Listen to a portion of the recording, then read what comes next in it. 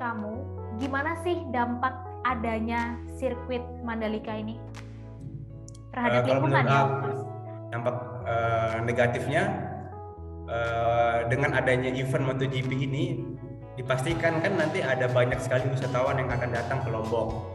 Jika tidak kita manajemen dengan baik, nanti itu akan menimbulkan berbagai macam dampak masalah, ada dampak lingkungan seperti itu. Dari USBK kemarin kan tentunya sampahnya kan menurut Dinas LHK kan tuh sampai 70-an ton kan sampahnya itu. Klaimnya Dinas LHK itu termanage dengan baik seperti itu. Namun kita tidak tahu apakah itu semuanya termanage dengan baik atau tidak, atau hanya sebagiannya yang termanage dan sebagiannya tidak seperti itu. Hai Tribuners, malam ini balik lagi sama Mei di sini. Nah, malam ini Mei bakal ngajakin Tribuners di rumah untuk ngobrol sama seorang praktisi lingkungan yang tergabung di satu komunitas nih di Lombok gitu. Karena kita akan bahas tentang gelaran MotoGP di sirkuit Mandalika yang ada di Lombok Tengah nih Tribuners. Jadi kita penasaran nih, bagaimana sih dampak adanya sirkuit Mandalika ini untuk gelaran MotoGP ini terhadap lingkungan yang ada di Lombok gitu Tribuners. Ini dia Miftahul Purnama. Hai apa kabar? Baik, alhamdulillah baik. Baik, sekarang lagi di Turki ya? Ya benar, sekarang lagi di Turki, lagi melanjutkan studi di Turki. Alhamdulillah keterima. Dari kapan sih di Turki? Baru sekitar aku dari Indo ke sini itu bulan September 2020 kemarin. Jadi baru berapa bulan? Sekitar 5-6 bulan di sini. Oh, 2021 dong, September 2021 ya? Oh iya, 2021, maaf, 2021. Jadi sekitar 5-6 bulan di sini di Turki. Oke, ini kan di Turki lagi melanjutkan studi ya. Terus sekarang kesibukannya lagi apa, gimana nih kesibukannya? Kesibukannya sekarang ya lagi persiapan untuk bahasa Turki, terus lagi lanjut studi juga jurusan Forest Engineering di sini yang membahas tentang lingkungan tentunya. Di sini sibuk masih belajar juga gitu sih. Oke, berarti studi kamu ini tentang lingkungan juga gitu ya?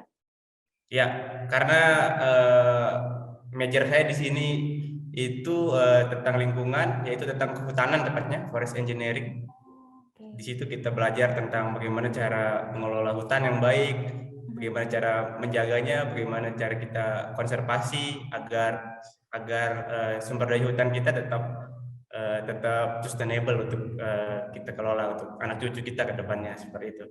Oke, nah kalau boleh tahu Ung ini kan, oh ya Tribuners aku mau jelasin dulu, jadi Ung ini asalnya dari Lombok gitu ya. Lombok mana Ung? Saya dari Lombok Barat, desanya Desa Kuripan. Oke, dari Lombok Barat. Nah, dulu kuliahnya di? Dulu kuliah S1-nya di Universitas Mataram, sekarang juga lagi di IPB untuk S2-nya, tapi alhamdulillah kalau keterima di Turki jadi lagi double degree seperti itu. Oke, nah dulu S1 di Universitas Mataram itu jurusannya apa? Dulu jurusan kehutanan juga, manajemen hutan. Spesialisnya tentang kita memanage hutan seperti itu, memanage lingkungan hidup. Oke, nah ngomong-ngomong nih, kan kayaknya Ung nih udah apa ya, gimana ya bahasanya, kayak udah ngelotok banget soal kehutanan dan lain-lain karena emang studinya begitu gitu kan. Nah, terus Ung ini juga salah satu praktisi lingkungan yang bergabung di Saujana, gitu ya. Benar. Nah, boleh dong dijelasin dulu ke Tribuners, Saujana ini tuh sebenarnya apa sih? Jadi Saujana itu dari nama dulu ya, Saujana itu adalah singkatan dari sejauh mata memandang. Jadi filosofinya kita itu ingin kita memandangnya jauh ke depan untuk kita memanage lingkungan kita seperti itu. Untuk tujuannya kita itu ingin memberikan informasi kepada anak-anak muda tentang isu-isu lingkungan dan khususnya yang sekarang lagi hangat ini tentang perubahan iklim dan juga pemanasan global seperti itu, di mana Lombok sendiri itu adalah pulau kecil kan, jadi sangat rentan terjadi perubahan iklim. Jadi kita ingin memberikan informasi kepada anak muda khususnya seperti itu tentang informasi karakteristik lingkungan di Lombok seperti itu. Jadi kita berbau lokalitas seperti itu ya, di lingkup Lombok seperti itu. Nah, Saujana ini tuh awal terbentuknya itu kapan sih dan gimana? Maksudnya awal membentuk Saujana ini tuh kepikirannya, dapat inspirasinya mungkin gimana tuh cerita awalnya? Oke. Awal terbentuknya sih Saujana ini pas awal pandemi ya, April 2020 itu awal terbentuknya Saujana. Inspirasinya itu kita tuh geng sepermainan, jadi teman-teman sepermainan itu kita menonton salah satu film yang ada di salah satu platform Netflix lah kita sebutnya. Itu kita nonton film Our Planet, di mana itu menggambarkan tentang dunia kita yang sudah krisis seperti itu. Awal terbentuknya, lalu kita berencana mengapa tidak kita membuat suatu komunitas yang mengkampanyekan tentang lingkungan dan perubahan iklim seperti itu. Jadi khusus tujuan objeknya itu adalah anak-anak muda yang masih belum paham tentang bahaya lingkungan dan perubahan iklim serta krisis iklim yang mengancam kita seperti itu. Jadi itu awal terbentuknya Saujana ini adalah suatu keresahan dari anak-anak muda yang sedikit paham tentang lingkungan seperti itu. Nah, terus berarti ini kan katanya dari awalnya cuma dari teman sepermainan gitu. Ada berapa banyak orangnya nih yang membentuk Saujana? Kita sih berawalnya itu dari 4 orang, dan itu menariknya itu bukan dari background lingkungan yang apa namanya yang memberikan ide. Jadi itu malah dari jurusan yang bukan orang yang tidak paham lingkungan. Jadi mereka itu takut tapi tidak tahu caranya bagaimana cara menjaga lingkungan. Jadi kenapa tidak dia mengajak saya juga untuk apa namanya untuk memberikan objektif tentang bagaimana cara memanage lingkungan dengan baik. Jadi dari awal dari berempat orang itu kemudian kita mengajak teman-teman yang lain untuk ikut bergabung. Jadi jadilah Saujana pada saat ini seperti itu. Oke, nah terus yang tadinya berempat ini sepanjang, maksudnya Saujana ini kan terbentuknya dari April 2020, sekarang udah 2022. sendiri udah ke Turki sekarang. Terus gimana tuh kelanjutannya Saujana sekarang? Apakah orang-orangnya nambah banyak juga atau gimana? Untuk anggota kita belum ini ya, siapa saja yang boleh ikut seperti itu, siapa saja yang berminat itu kita ajak.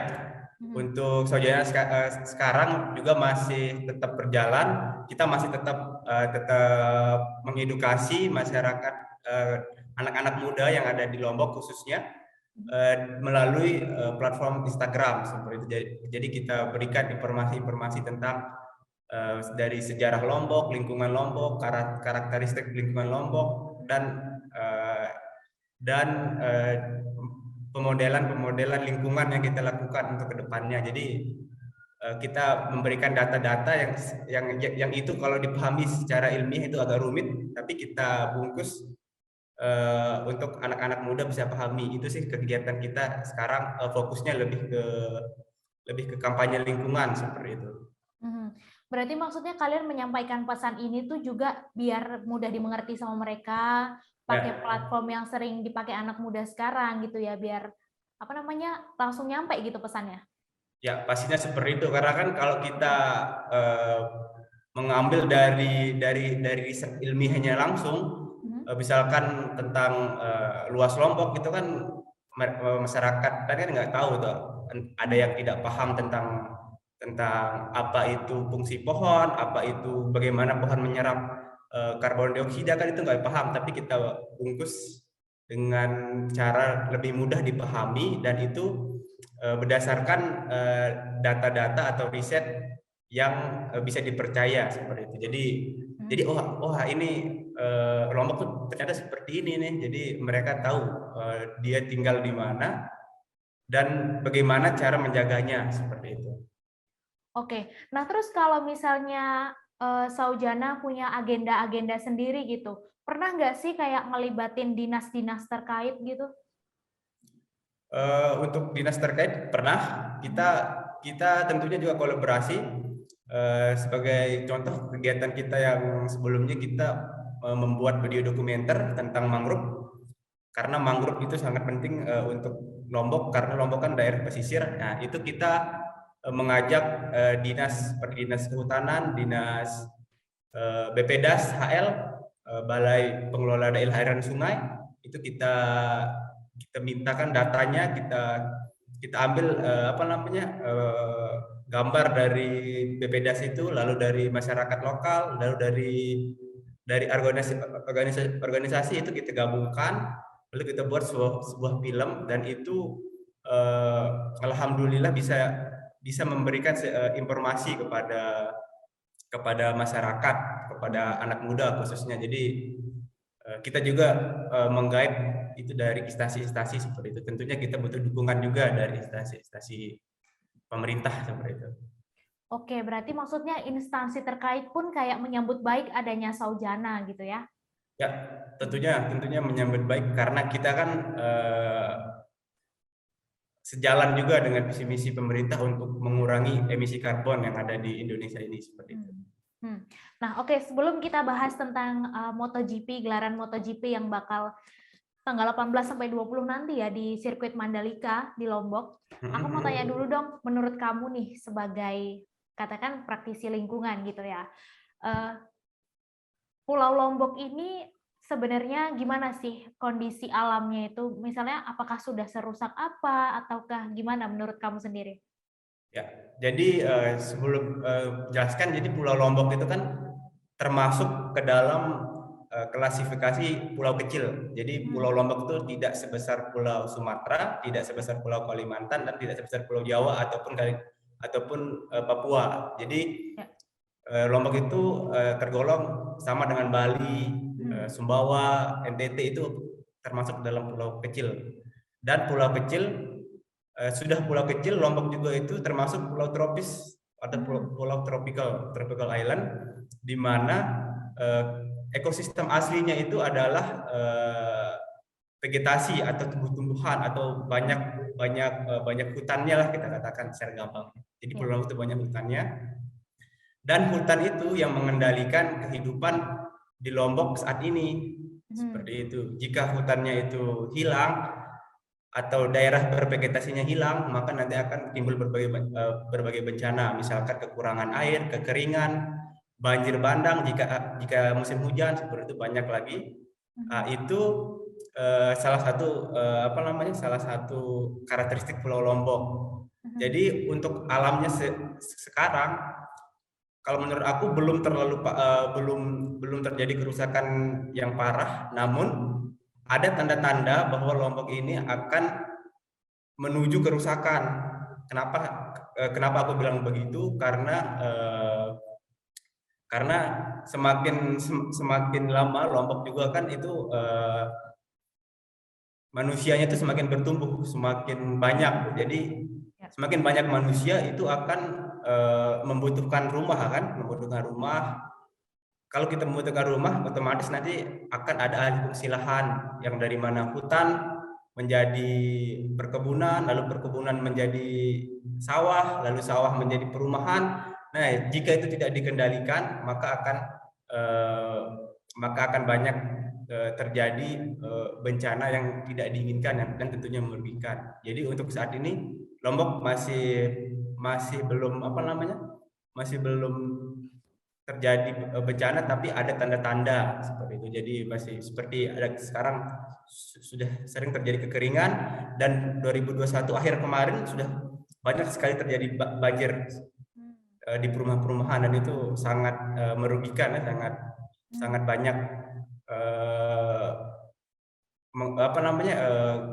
merugikan masyarakat seperti itu. Jadi sudah ada tanda-tandanya, tapi jika kita tidak bisa mengendalikannya, maka itu akan bencana semakin bertambah seperti itu. Oke, nah kita masuk nih ke gelaran MotoGP yang akan diadakan di sirkuit Mandalika. Nah, menurut kamu, dengan adanya sirkuit Mandalika, sirkuit Mandalika ini di Lombok Tengah ya?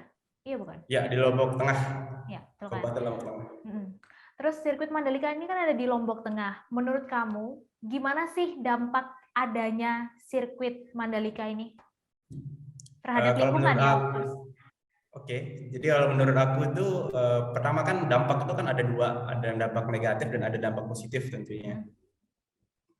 Kita bahas dampak negatifnya dulu.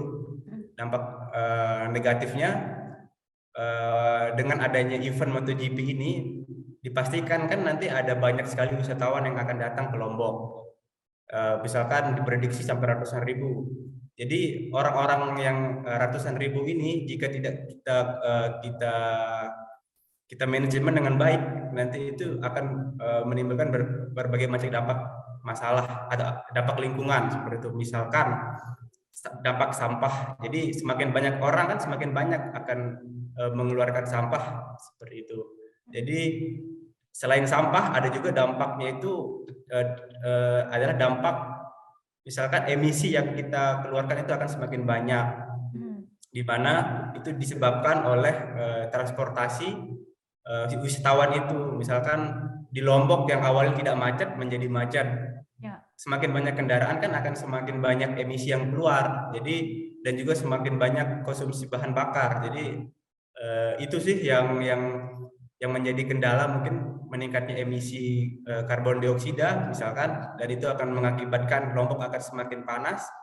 Ini dinamakan istilahnya itu urban island. Jadi di suatu wilayah itu jika terlalu banyak manusianya itu akan menimbulkan suhu yang relatif tinggi. Jadi akan lebih gerah menurut aku kalau dampaknya seperti itu.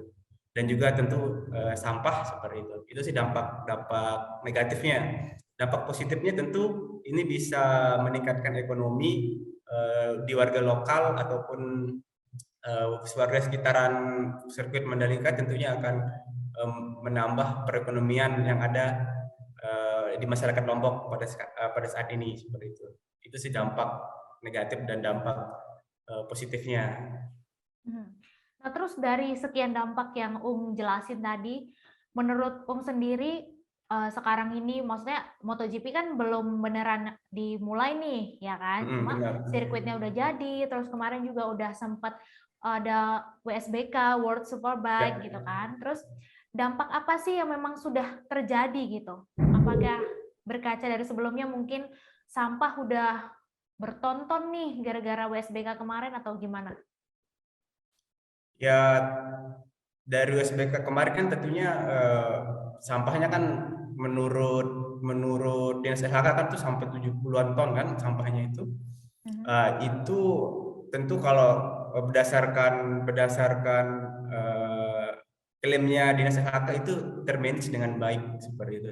Namun kita tidak tahu apakah itu semuanya termanage dengan baik atau tidak, atau hanya sebagiannya yang termanage dan sebagiannya tidak seperti itu. Nah, yang menjadi PR yang tidak termanage ini bagaimana cara kita memanage dengan baik. Tentunya hal yang paling krusial untuk kita memanage sampah itu adalah kita memilah sampah itu. Jadi bukan hanya kesadaran dari pemerintah saja, tapi kesadaran wisatawan yang datang di Lombok atau yang berkunjung ke Lombok untuk memilah sampahnya. Itu adalah hal yang paling penting untuk dilakukan. Misalkan kita buang sampah organik di tempat yang organik, di anorganik di tempat yang organik seperti itu, dan nanti tentunya akan dipilah atau dikelola lagi oleh dinas yang terkait seperti itu. Jadi semua pihak harus berkolaborasi, baik itu dari pemilik hotel, dari manajemen MotoGP sendiri, dari pemerintah, dan dari wisatawan. Jadi itu harus sadar dulu kita ingin tujuan kita berlibur itu untuk tidak merusak lingkungan yang ada. Jadi tujuan kita berlibur itu hanya untuk kita mendapat kesenangan dan juga lingkungan kita juga tidak terjadi kerusakan. Seperti itu sih, harus ada kolaborasi. Oke, nah terus selain dampak yang merusak lingkungan gitu, menurut kamu sendiri apa sih potensi-potensi lain gitu dengan adanya event MotoGP ini? Potensi lainnya mungkin pertama Lombok akan lebih dikenal keindahannya oleh masyarakat global, di mana Lombok juga terkenal dengan wisata pantai yang indah, dan ada juga wisata Gunung Rinjaninya. Di Lombok juga tadi yang saya bilang potensi pantai dan juga potensi gunung. Jadi ada pariwisata yang lain yang sangat berpotensi selain MotoGP seperti itu. Dan juga sekali event-event selain MotoGP seperti Bau Nyale, kalau di Lombok namanya Bau Nyale. Ya, terus ada juga Senggigi Jazz Festival, dan juga nanti bisa merambat ke pulau sebelah, Pulau Sumbawa. Itu ada event Gunung Tambora seperti itu. Jadi banyak sekali potensi-potensi selain event MotoGP ini. Dan juga tentu juga yang paling penting kalau kita ingin berlibur di pulau eksotik itu tentu juga kita potensi terbaik itu adalah potensi budayanya. Seperti di Lombok ada budaya yang namanya nyongkolan di sana. Jadi pengantin pria itu akan membawa rombongan iring-iringan ke rumah pengantin wanita. Itu menurut aku itu adalah suatu potensi budaya ya, selain dari MotoGP itu. Dan tentu juga potensi lingkungannya, seperti yang tadi, keindahan alamnya seperti itu. Jadi banyak potensi, mungkin itu akan lebih dikenal seperti itu. Jadi tentu juga akan membawa dampak. Potensi-potensi itu jika dikelola dengan benar dan tahu batasannya, itu akan memberikan peningkatan ekonomi dan juga peningkatan kesenjangan sosial, maksudnya pengurangan kesenjangan sosial yang ada di Lombok seperti. Jadi semua orang bisa mendapatkannya, karena kan semua mata sekarang tertuju ke Lombok seperti itu. Jadi kalau kita sia-siakan potensi yang ada ini, ya kita tidak dapat apa-apa, dan kita tidak boleh mengeksploitasi secara berlebihan potensi yang ada seperti itu. Berarti katakanlah kita harus bisa cerdas melihat peluang yang ada gitu ya? Ya, benar. Harus cerdas dan juga harus tahu batasan sumber daya yang kita miliki seperti itu. Nah, oke, kita balik lagi ke event MotoGP nih. Nah, Dinas Lingkungan Hidup Lombok itu memprediksi di gelaran MotoGP nanti tuh akan ada 70 ton sampah dalam sehari. Menurut kamu sebagai praktisi lingkungan, gimana tuh fenomena itu akan terjadi? Kalau menurut aku sih, prediksi sampah mungkin jadi setiap orang pasti akan menghasilkan sampahnya sendiri, entah itu sampah dari tubuhnya atau sampah dari aktivitasnya. Yang saya katakan tadi, yang aku katakan tadi. Jadi penting untuk kita menyikapi bahwa kita harus memilah sampah kita seperti itu. Jadi anorganik, diorganik.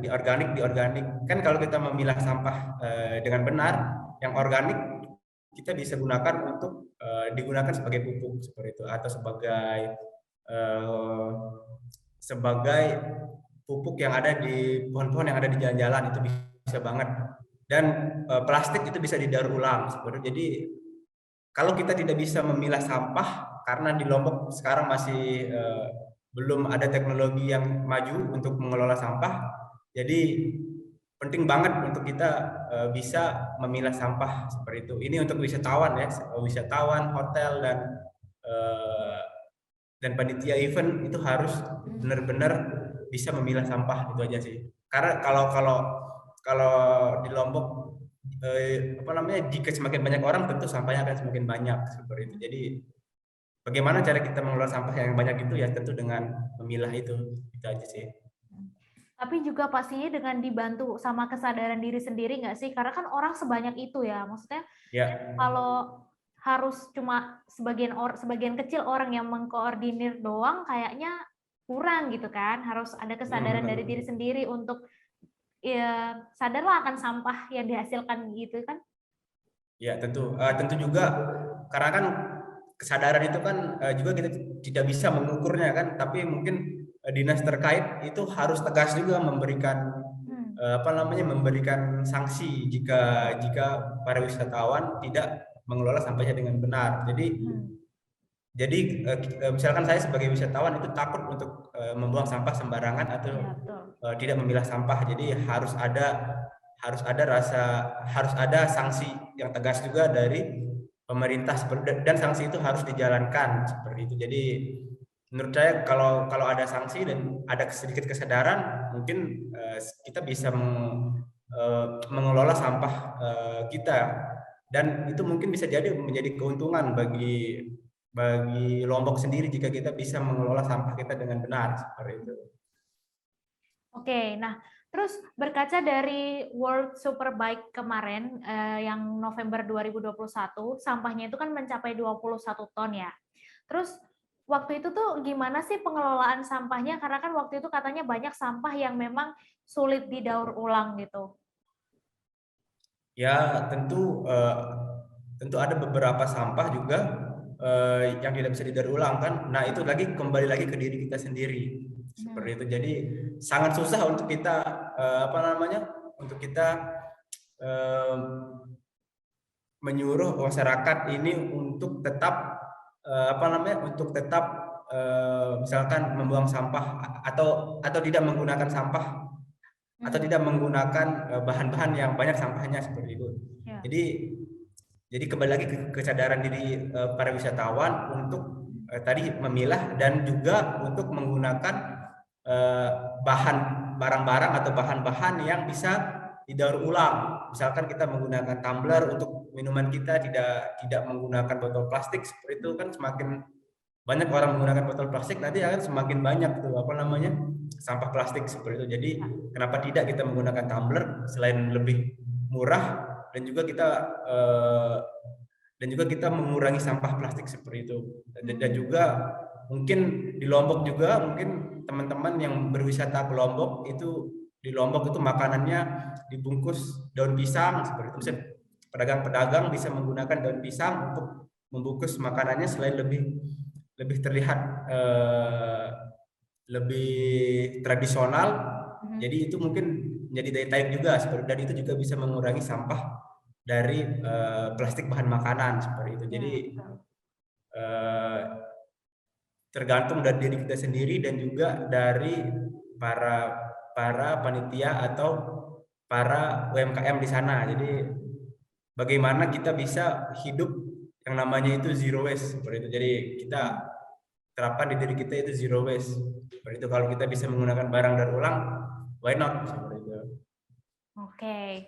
Nah, terus kalau di Lombok sendiri tuh gimana sih, Maksudnya kalau misalnya ada tumpukan sampah nih, fasilitasnya sendiri untuk ngedaur ulangnya itu apakah sudah memang memadai gitu, atau mungkin tempat pembuangan sampahnya juga sudah, maksudnya kan banyak tuh kayak di kota-kota lain yang sampah banyak tapi nggak ada tempat pembuangannya gitu, jadi kan bingung gitu, jadi kayak pencemaran juga gitu. Nah kalau di Lombok sendiri tuh gimana? Kalau menurut saya sih di Lombok juga sama sebelum ada event MotoGP, mungkin Lombok sama juga dengan kota-kota lainnya yang ada di Indonesia.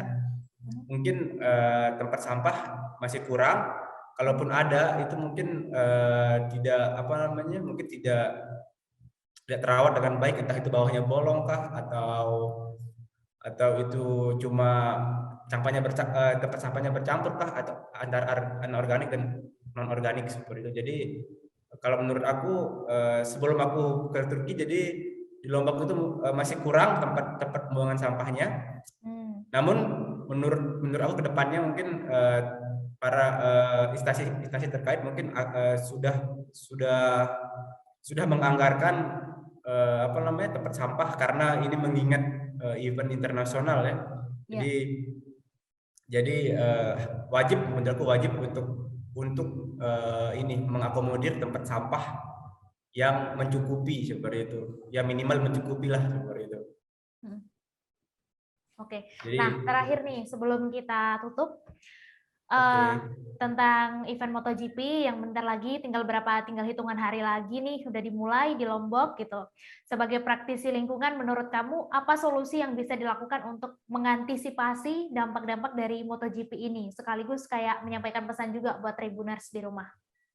Oke, jadi mungkin antisipasi yang kita bisa lakukan yaitu kita harus tahu dulu batasan Lombok itu. Jadi kita harus mengukur yang namanya daya dukung lingkungan. Jadi dari dalam segi ekologi, dari lingkungan, jadi suatu wilayah itu memiliki yang namanya daya dukung lingkungan. Jadi jika daya dukung lingkungan itu terbatas, dilampaui, jadi nanti akan ada dampak lingkungan yang merugikan. Jadi di Lombok itu luasnya itu sekitar 470 km persegi dan populasinya sekarang sudah nyampe sekitar 6 juta jiwa seperti itu. Jadi ditambah lagi dengan pariwisata yang datang, itu akan menambah manusia yang ada di Pulau Lombok.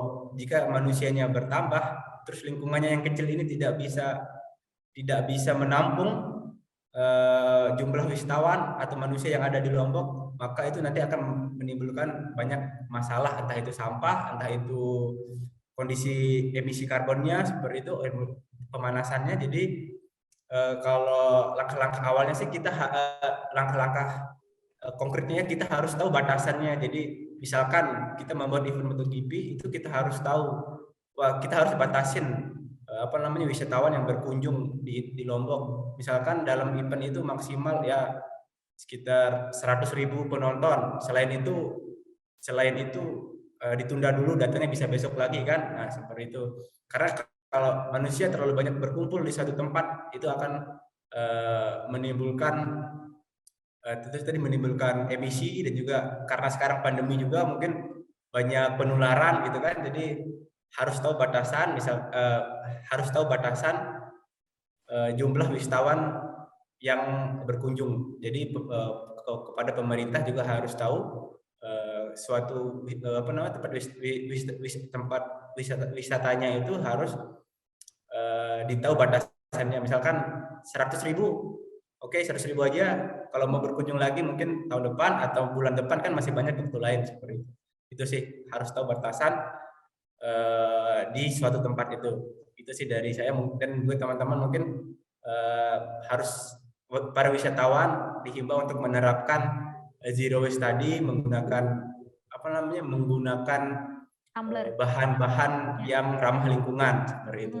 Karena jika terlalu banyak yang tidak ramah lingkungan dengan jumlah populasi manusia yang saat ini, bumi kita tidak bisa menanggung itu semua, akan banyak terjadi bencana seperti itu.